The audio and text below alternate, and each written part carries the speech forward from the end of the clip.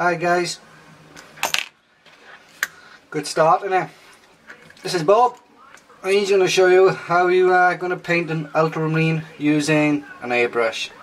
The airbrush I'll be using mostly at the moment would be my Badger 100 G with a fine needle.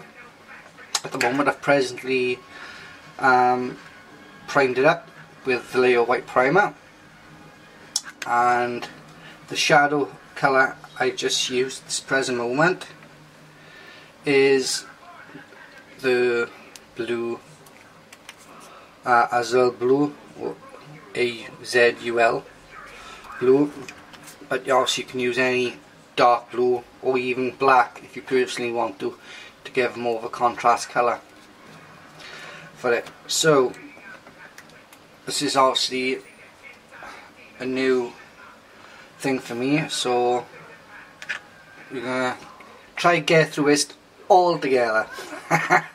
So here we go. So I've obviously at the moment my airbrush is set about 20 psi, and obviously the paint hasn't been thinned down because it's Vallejo model A. What I'm going to do now, I'm going to turn it upside down and just totally spray the bottom underneath him.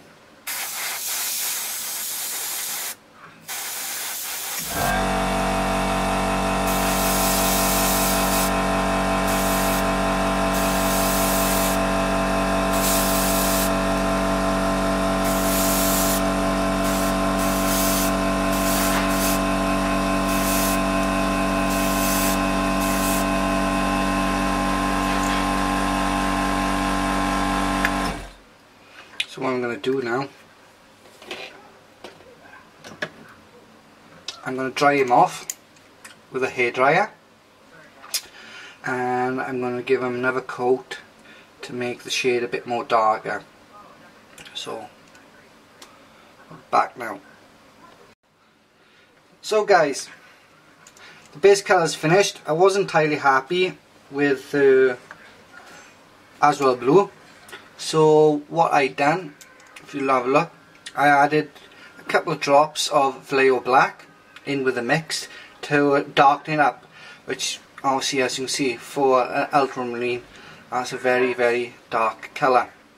So as you can see now where the white is, and obviously where I've sprayed underneath, you see where the shadow areas are.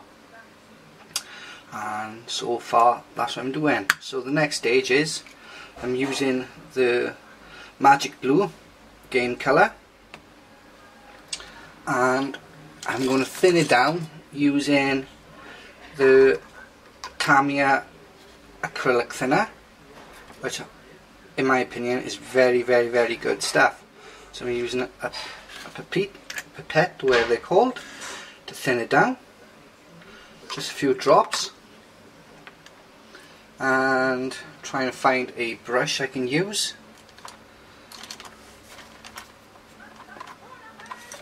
Here we go. Give it a quick stir.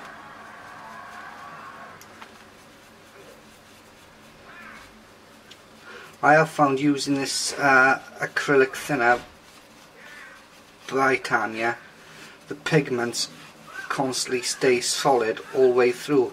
Now when obviously some of us use the window lean or the Vallejo thinner, but the window lean mostly some people use, I've found that it does tend to break a little bit away, make it a bit more watery, but as soon as you use this acrylic thinner, you definitely see a big difference in the pigment content in your paint when you've actually thinned it down. To be honest guys, it's real good stuff, and it's real good as well for cleaning your airbrush out at the same time.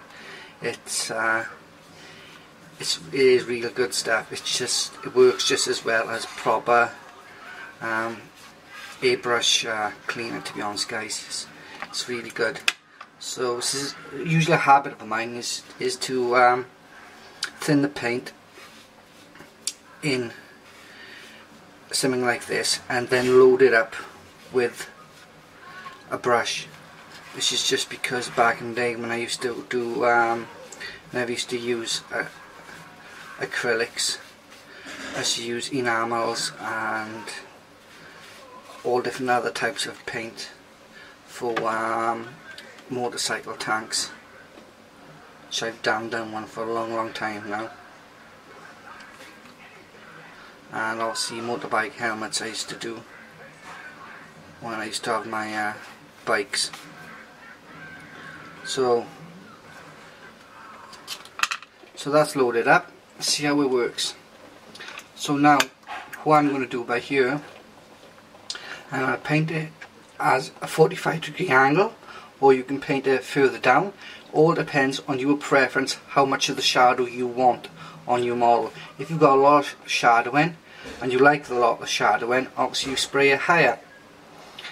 Obviously if you don't want less shadowing, you tend to spray it a little bit lower. So here we go.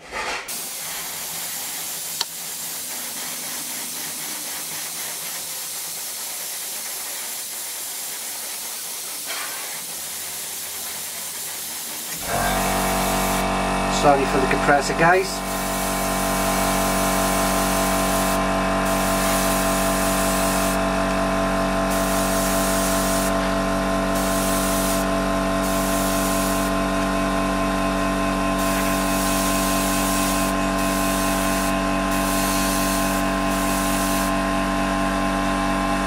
Knock this compressor off, Phil. Oh, it's knocked off already, man. Thank God.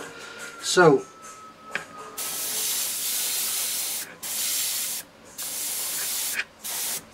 as you can see now, it's all like this nice blue colour.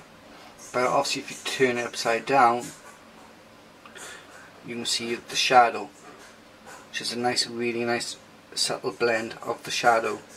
Usually I like to mix all my paints in there, so if I need to come back for one, I can always do that. So as you can see, guys, that is a nice colour. So I'm going to let that dry. I'll be back to you shortly.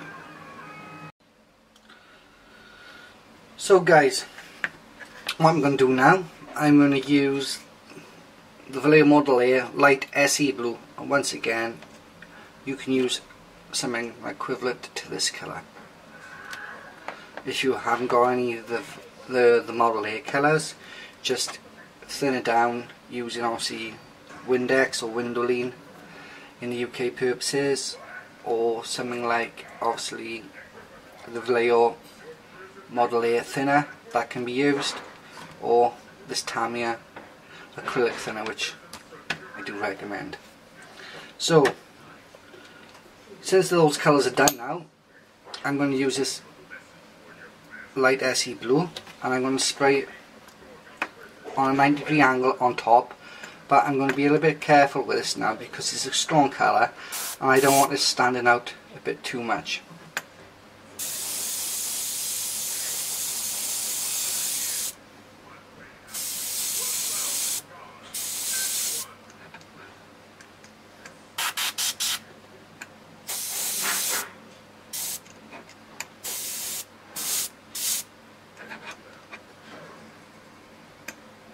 And what I'm going to do now, I'm going to revert to my Badger Salta, turn around, Badger Salta 2020, which is a very fine airbrush. So back now. So guys, here we go. I'm back with my Salta 2020, and what I'm going to do now, I'm going to put a bit of fine detail now. Concentrate on possibly the knee pads by here, the bottom of the feet by here, and I'll see the back edge of the legs by here. And this is what I'm going to concentrate on using the Badger Salta 2020. And once again, I'm using, I forgot which I'm using now, the light SE blue for this purpose. So here we go. Once again, my PSI is at about 20%. Check it's working fine.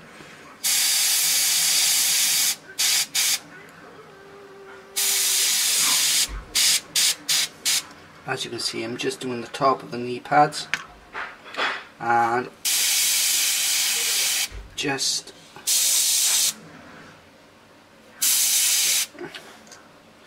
tops of the feet, and once again I'm going just to do the side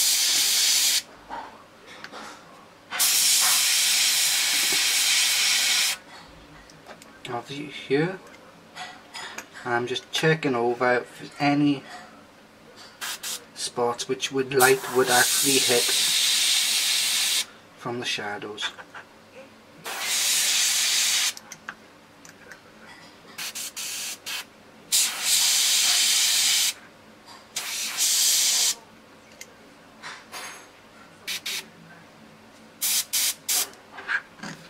So that's done at the present moment, and now what I'm going to revert to now, I'm going to use the sky blue, or possibly you can even use the Space Wolf's grey, and I'm going to do very, very fine highlights on the top recesses of the area. So back now, guys. So guys, I mix up some of this sky blue in my tray, obviously using the Tamiya acrylic thinners, and this is where you've got to be a bit careful because this colour is quite bright. Some cases I tend to use the Vallejo glaze medium, this one guys, to make it more translucent. And obviously what that does, obviously because it's more translucent, means it's going to be less of a harsh line between this colour and the other colour, so it'll be a smoother transition between the two colours. But obviously with the glaze medium, it tends to the paint stays wet a lot longer, and you obviously got to put more layers on top to build up. So I'm going all out and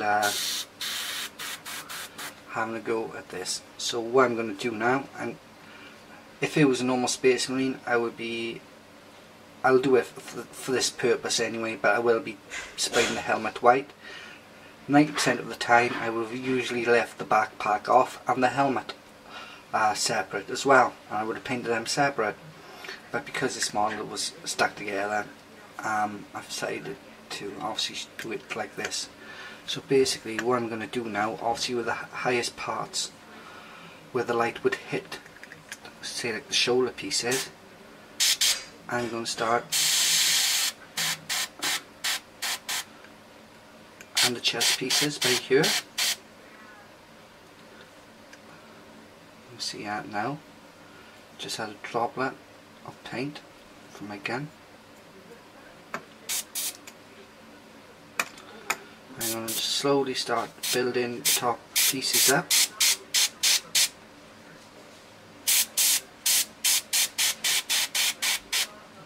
Only small skirts I tend to do.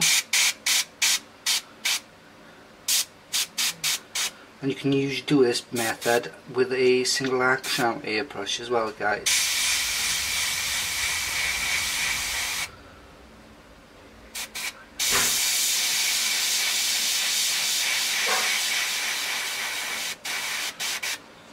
And obviously then there's the pieces of the arm down here.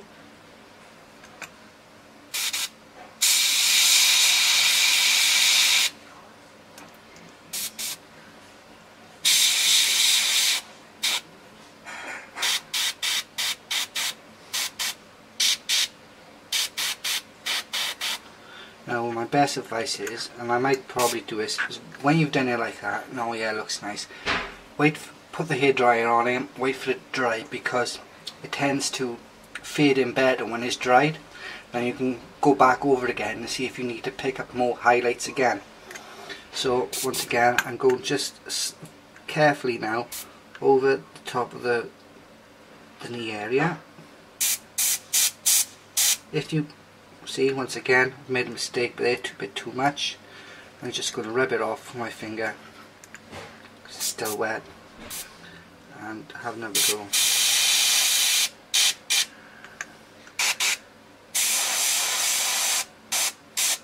Now, let me say something by here first. If you've slightly made the mistake by here and it's gone on top of the leg, which I have done, don't worry about that. When the paint is dry, afterwards, have a bit of blue tack the area on top of the knee, and just put the blue tack around.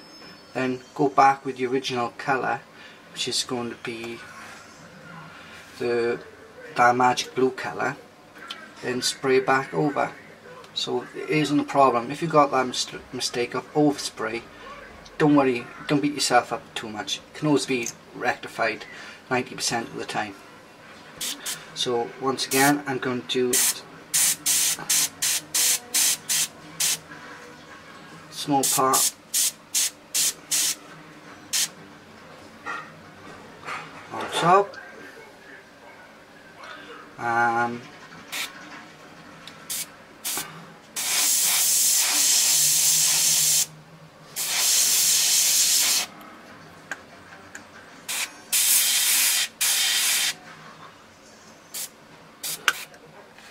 as you can see, the backpack looks a little bit plain now, even though that's correct shading for it, because obviously you've done the highlights on top, you've done the mid-tones, and obviously you've done the shading underneath.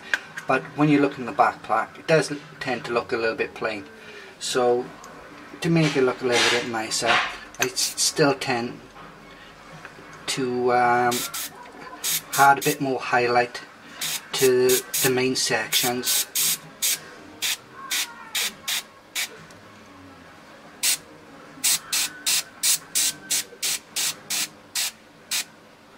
Just to give that bit more contrast behind it. So let me put my airbrush away a second and you can have a closer look. So as you can see, it's a bit more extreme highlighting by here at the present moment. So from the shadow effect, which is dark, and it merges up to that effect.